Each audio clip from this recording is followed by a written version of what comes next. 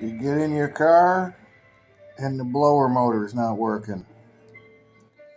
Not one of the speeds will kick in the blower motor. You pull open the fuse panel.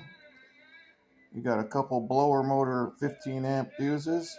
Both of them are beautiful. No problem. Blower motor's still not working. Now you're thinking it's the blower motor. Somebody rat chewed through the wiring.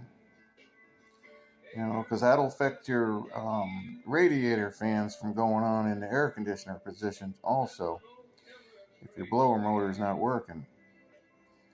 So you need that to cool the engine down in the air conditioning system. So go to the AC fuse. Check your AC fuse. It doesn't say AC blower. It just says AC. Pull that out. Mine was blown, but nobody on these forums will tell you that the blower motor fuse and the AC fuse both need to be good in order for that fan to work and your blower motor to work properly, blowing air in your car. So don't listen to these mechanics. Don't get ripped off in a garage.